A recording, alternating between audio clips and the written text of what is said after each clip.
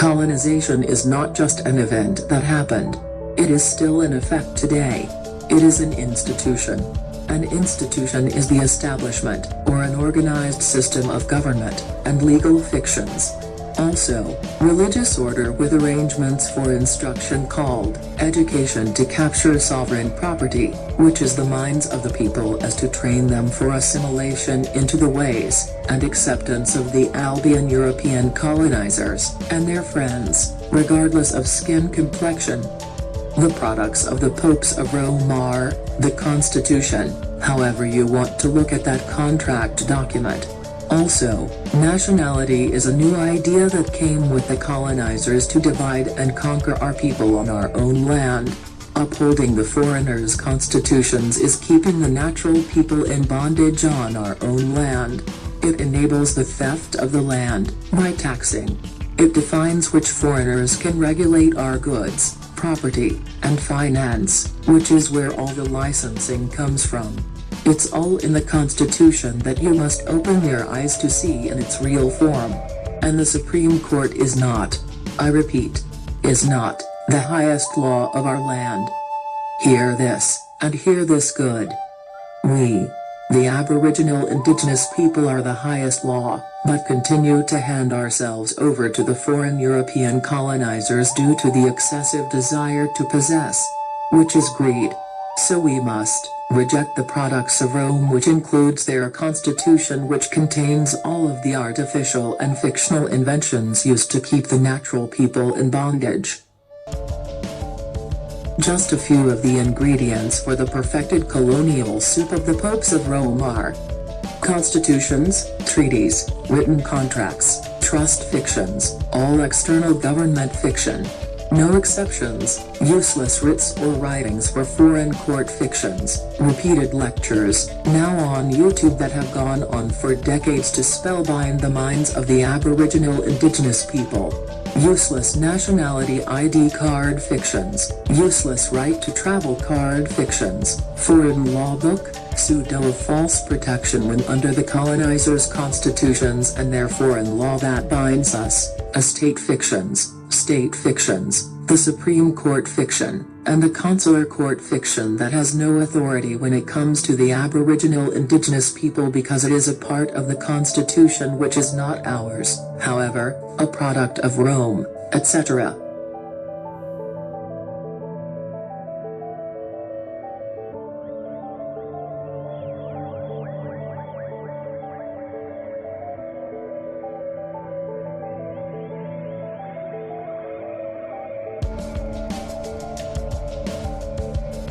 When we keep stirring in the colonizers' soup, there is no real liberation efforts gained.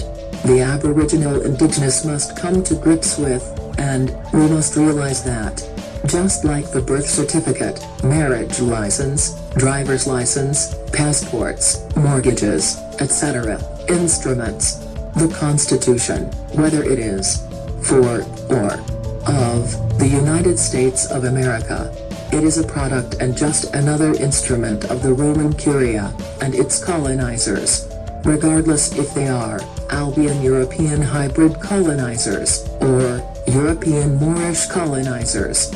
We must reject it all and give it all back to Rome in order to get off of the wheel of occupation and domination.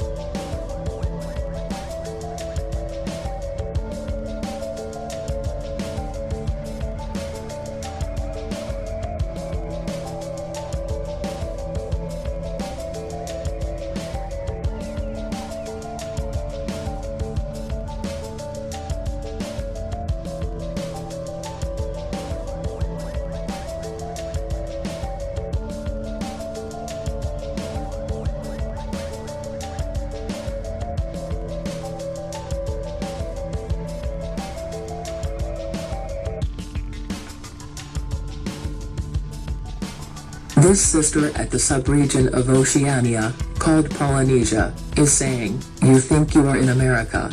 You are not in America. You are in a colony that is in Polynesia that was forcibly taken."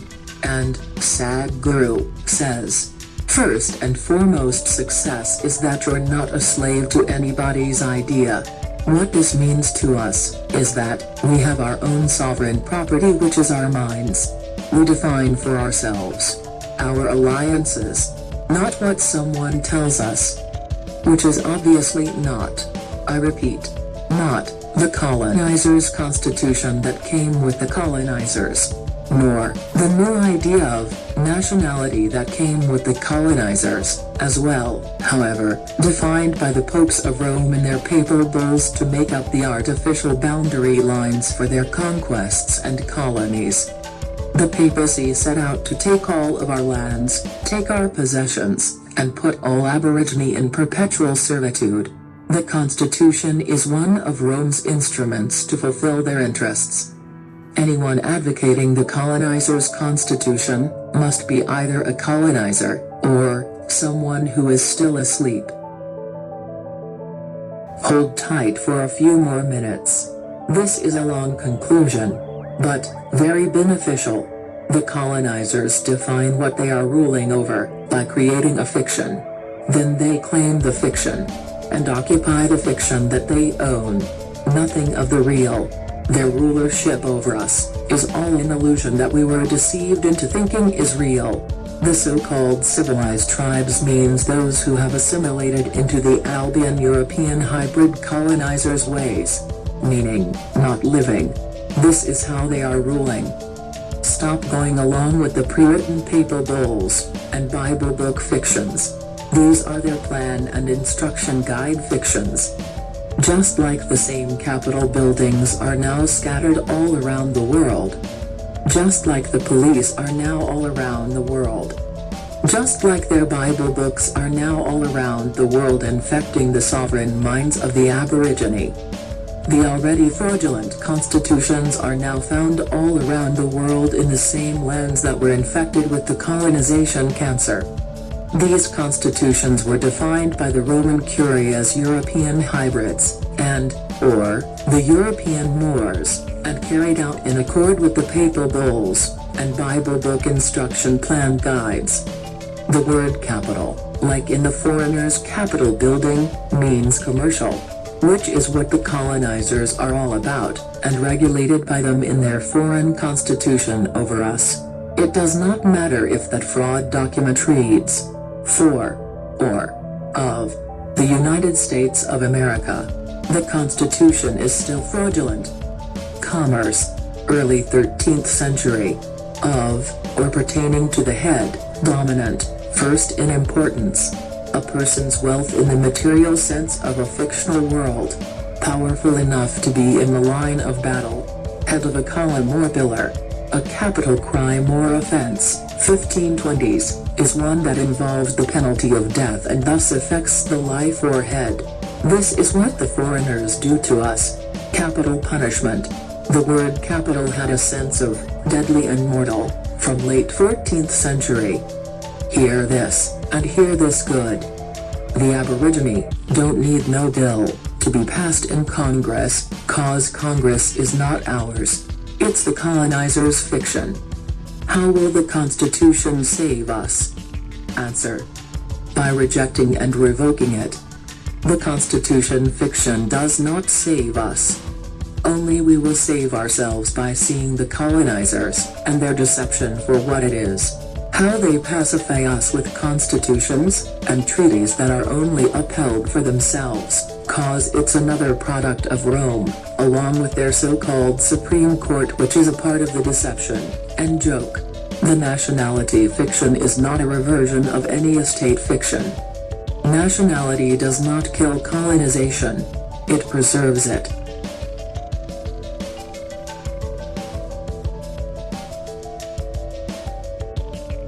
Nationality itself is fiction, and when claiming one, it becomes voluntary subjugation, under the colonizer's fictional dominion, of your own choosing. I repeat, nationality itself is fiction, and when claiming one, it becomes voluntary subjugation, under the colonizer's fictional dominion, of your own choosing. As defined by the dark priestcraft, popes of Rome, in accordance with their papal bulls, of the 1300s, that divided all the lands into artificial boundaries.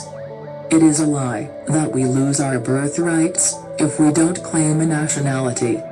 We didn't lose our birthrights before the colonizers' new idea of nationality that came with them as a divisive tool, and we won't lose our birthrights now. Nationality does not determine who we are, only the artificial, of where or for whom we are supposed to belong to. Fiction is not sovereign. To this point, we have chosen nationality blindly by listening to the creators and promoters of that fiction, when it has been self-evident that ever since colonization, that nationality does none, I repeat, none, of the Aboriginal Indigenous people, on any lands on earth, or sea, any good. They are still suffering without so-called protection under it. However, it does create much misery, and want, as people write court document fictions, go to court fictions, and protest for natural things that already belong to them. The Aboriginal Indigenous people must stop using all the colonizers' instruments the best way possible to avoid causing further harm to ourselves, and our children. We must reject it all. I repeat, reject all of the fiction in occupation of our lands, once and for all. Killing colonization kills colonialism, kills the straw man, kills the bonding, kills Christian black codes, and the King Alfred Plan, or Rex 84, kills the licensing. Example, marriage, vendors, drivers, etc. kills the real ID, which is fiction, as well as the Moorish ID and the Indian ID card fictions. Kills restricted travel, and travel ID card fictions. Kills arbitrary murder of our people in the streets by police, sheriffs, troopers, judges, courts, etc. Kills the passport. Kills the marriage and birth certificate fictions. Kills the census, which started in the 1610s, in reference to registration and taxation in Roman history, and property for taxation was the primary purpose in Rome. Kills the mortgage, and its along the additional endorsements for transfers of the debt note fiction. Kills the artificial debt. Kills the Federal Reserve note. Kills all the alphabet gangs along with their artificial and foreign colonial government. Kills everything else without the people jumping through hoops with foreign writs, court, jail, hardships, death and maintained occupation of our lands, continuously being experienced. This includes all of their foreign and fraudulent constitutions, treaties, trusts, contracts, etc., that the Aborigine must not duplicate. The Aborigine must enforce on the foreign colonizers, posthumously, meaning, after the death of the originators, their descendants that came through Ellis Island, and still squatting here, occupying the lands, their corporations, and falsely identifying as Americans, regardless of skin complexion, must leave forever after. They will adhere to a multifaceted repair process for all the generations of harm and loss of life committed against Aboriginal Indigenous peoples all over Earth. They can also take back that ugly statue of so-called liberty that was erected by the European, French colonizers as part of their common ritual of erecting monument structures and/or banners to stake claim to their fictions on our lands. This multifaceted repair process will include all the wrongs of genocide, war crimes, crimes against humanity, crimes of aggression, land theft and occupation, mass incarceration, psychological damages, diabolic experimentation, forced servitude, taxation on their own land, etc., to serve as restitution, regardless if the descendants of the colonizers apologize or not. This multifaceted repair process will also include unseating and ending the abuses committed daily by corporate policy enforcers called police, sheriffs, troopers, governors, judges, counties, courts, etc., against the Aborigine. The restitution include the Aboriginal Indigenous people, not recognizing these foreigners, and their institutions as valid on American soil. The descendants of the colonists, and all that want to follow, must exit the lands of the Aborigine Indigenous peoples forever, namely, North America. The definition of restitution is act of restoring, restoration of anything to its rightful owner, the act of making good or giving equivalent for any loss, damage, injury, death, and indemnification. See the Colonizers' Black's Law Dictionary Revised 4th edition, page 1477. Indemnification means compensation for harm or loss. Example: the Aboriginal Indigenous people seek indemnification and are entitled for the cost of land lost, occupation, and deaths against the colonizers' descendants, and their corporations. And Aboriginal Indigenous peoples' protection from all types of trickery, physical harm, or death, or sabotage to property is indemnification for all Aborigine who have received their land inheritance back as a result of participation in the enforcement for restitution.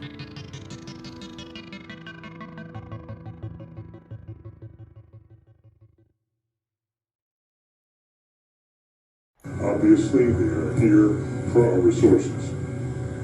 When you invade a place for its resources, you wipe out the indigenous population. Those are the rules of any colonization.